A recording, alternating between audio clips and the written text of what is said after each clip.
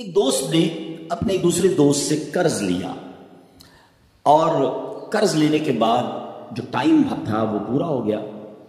اب پیسے اس نے نہیں لوٹائے. بڑی کوشش کی اس نے کہ بھائی میری رقم واپس دے دیں, اس نے نہیں دیا. اب وہ یہ کیس لے کر عدالت میں چلا گیا اور جج صاحب سے جا کر اس نے کہا کہ اس نے میرے پیسے دینے اور یہ میری رقم نہیں لوٹا رہا.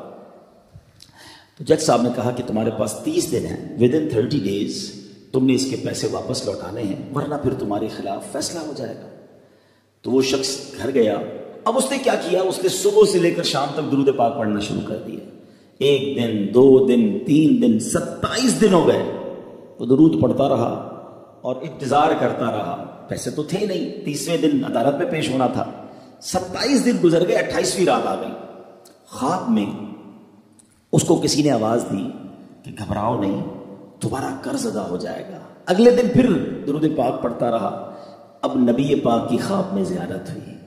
آقا علیہ الصلوۃ والسلام تشریف لائے, فرمایا گھبراؤ نہیں, تمہارا قرض ادا ہو جائے گا. تم علی بن عیسیٰ وزیر کے پاس جاؤ اور اس سے کہو وہ تمہارا قرض ادا کر دے گا. اب جب صبح اٹھا تو بہت خوش کہ نبی پاک کی زیارت مجھے ہو گئی. لیکن پھر خیال آیا کہ میں اگر وزیر صاحب کے پاس گیا اور انہوں نے مجھ سے کوئی ایویڈنس مانگ لیا, کوئی پروف مانگا, کہ میں کیسے مان لوں تمہیں نبی پاک نے بھیجا ہے, تو اس بات پر تو میرے پاس کوئی دلیل نہیں ہے. اب 30ویں رات آ گئی, آخری رات ہے, صبح عدالت میں جانا ہے. درود پاک پڑھتے پڑھتے سو گیا. سرور کائنات علیہ الصلوۃ والسلام نے خواب میں پھر کرم فرمایا. فرمایا علی بن عیسیٰ وزیر کے پاس جاؤ, وہ تمہارا قرض ادا کر دے گا. کہا حضور میں چلا تو جاتا, مگر اگر وہ مجھ سے ہی کوئی پروف مانگتا, کوئی ایویڈنس مانگتا, تو میں کیا جواب دیتا. پیارے آقا علیہ الصلوۃ والسلام نے فرمایا کہ ایسا کرو, اسے یہ کہنا کہ آپ کا ایک راز ہے جو آپ جانتے ہیں اور رب جانتا ہے, اور وہ راز یہ ہے کہ آپ روزانہ فجر کے بعد 5000 بار درود پاک پڑھتے ہیں, اور جب تک درود پاک مکمل نہیں ہوتے آپ کسی سے بات نہیں کرتے.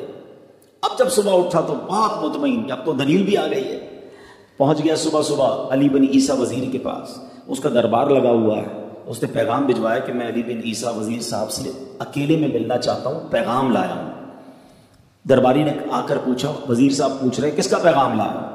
کہ میں نبی پاک علیہ الصلوۃ والسلام کا پیغام لایا. فوراً وزیر صاحب نے بلا لیا. کہا فرمائیے.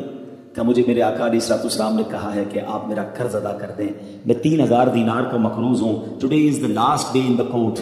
آج مجھے کورٹ میں پیش ہونا ہے. اگر آج میں نے اپنا قرض ادا نہ کیا تو مجھے جو ہے وہ سزا ہو سکتی ہے. علی بن عیسیٰ کہتا ہے میں بالکل آپ کا قرض تو ادا کر سکتا ہوں, مگر مجھے کیسے پتا چلے, کوئی دلیل ہے, کوئی پروف ہے کہ آپ کو نبی پاک علیہ الصلوۃ والسلام نے بھیجا ہے؟ کہتا ہے ہاں, خالی ہاتھ نہیں آیا, آقا نے دلیل بھی عطا فرمائی ہے. اچھا بتائیے کیا دلیل ہے؟ کا دلیل یہ ہے کہ آپ کا ایک راز ہے جو صرف آپ جانتے ہیں اور آپ کا رب جانتا ہے. 5000 ٹائمز ڈیلی آپ درود پاک پڑھتے ہیں فجر کے بعد, اور جب تک یہ درود پورے نہیں ہوتے آپ کسی سے بات نہیں کرتے. آپ ذرا پہلے تھوڑی دیر کے لیے امیجن کریں کہ جو وزیر 5000 بار روز درود پڑھتا ہوگا وہ عاشق رسول کیسا ہوگا. اس کی تو لاٹری نکل آئی نا, وہ تو خوشی سے جھوم اٹھا, کہتا مرحبا یا رسول اللہ, میرے درود پاک قبول ہو گئے, بہت خوش. ابھی بیٹھے آپ, کمرے میں گیا, واپس آیا اور 3000 نہیں 9000 دینار لے کر آیا. کہتا 3000 تو نبی پاک کا حکم, مرحبا یا رسول اللہ, 3000 اور لیجیے, آپ نے اتنی اچھی خبر مجھے سنائی, اتنا پیارا خواب سنایا, آپ کے قدم میرے گھر تک آئے, اور 3000 مزید لے جائیے, اس سے اپنے بچوں کے لیے کوئی کاروبار شروع کیجیے, اور ایک وعدہ بھی کیجیے, زندگی میں آئندہ جب بھی آپ کو کوئی ضرورت پڑے گی نا آپ میرے پاس آئیں گے, میں آپ کا بھائی ہوں. اب یہ دیوانہ بڑا خوش ہو کر عدالت پہنچا. اچھا everybody expecting over there, سب یہ سوچ رہے تھے کہ یہ اس نے آج گرفتار ہی ہونا ہے, کیونکہ تھا ہی کچھ نہیں اس کے پاس, پہلے ہی کہہ دیا تھا کہ میں کولیپس ہو گیا ہوں.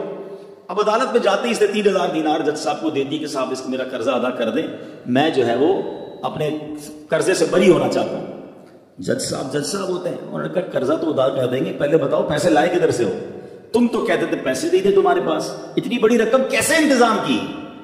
اب بھری عدالت میں گویا اس نے زبان حال سے یہ کہا کہ اتنا دیا سرکار نے مجھ کو، اتنی میری اوقات نہیں، یہ تو کرم ہے ان کا، ورنہ مجھ میں تو ایسی بات نہیں۔ اب اس نے بڑی عدالت میں پورا واقعہ سنایا کہ میں نے تو کچھ نہیں کیا، آقا خواب میں تشریف لائے، میں وزیر صاحب کے پاس گیا، انہوں نے یہ پیسے دیے۔ سنو اس زمانے کے جج بھی کیسے ہوتے تھے، وہ جج دوران عدالت اپنے کرسی سے اٹھ کر کمرے میں چلا گیا، تھوڑی دیر بعد جج صاحب واپس آئے اور 3000 دینار اس کے ہاتھ میں دیتے ہیں۔ کیا سارا ثواب علی بن عیسیٰ لے جائے گا؟ میں بھی تو آقا کا امتی ہوں، تمہارا قرضہ میں ادا کرتا ہوں۔ اچھا، اب جس نے کیس کیا تھا، سبحان اللہ، کیا ماحول تھا، کیا انداز تھا، کیا دل تھے، وہ بھی تو دیکھ رہا ہے، کہتا ہے میں بھی تو آقا کا امتی ہوں، رکے ذرا، کاغذ قلم دیجئے، بندے کو میں قرضہ ہی معاف کر دیتا ہوں۔ اچھا، قرضہ ہو گیا معاف۔ اب جو 3000 جج صاحب نے دیے تھے، وہ بندہ کہتا ہے جج صاحب ہوں واپس لے لو، میرا تو قرضہ ہی ادا ہو گیا۔ تو جج صاحب کہتے ہیں جو پیسے آقا کے نام پر نکال دیے میں نے واپس نہیں لینے، یہ سارے تم ہی لے جاؤ۔ اب یہ 12000 دینار لے کر یہ عاشق رسول جھومتا ہوا اپنے گھر پر جا رہا ہے۔ اے میرے پیارے اسلامی بھائیوں، ایک رات پہلے ایک سنگل پینی اس کے پاس نہیں ہے، اور اگلے دن 12000 دینار ہیں۔ درود پاک وہ وظیفہ ہے جو دل سے پڑھا جائے تو سبحان اللہ یہ مصیبتوں کو ٹالنے والا وظیفہ ہے، یہ پریشانیوں کو دور کرنے والا وظیفہ ہے۔ اور یہ میں نہیں کہہ رہا، خود سرور کائنات علیہ الصلوۃ والسلام کی حدیث ہے جس کا مضمون ہے کہ جو پریشانیوں میں ہو، جو مصیبتوں میں ہو، اس کو چاہیے کہ مجھ پر درود پڑھے، کہ درود پریشانیوں کو لے جاتا ہے، مصیبتوں کو لے جاتا ہے۔ ایک شاعر نے کیا خوب لکھا ہے، اور واقعی حق لکھا ہے، ہر درد کی دوا ہے صلی علی محمد، ہر درد کی دوا ہے صلی علی محمد، تعویذ ہر بلا ہے صلی علی محمد۔ تو ہمیں چاہیے، خاص طور پہ ربیع الاول کا مہینہ ہے، کثرت سے درود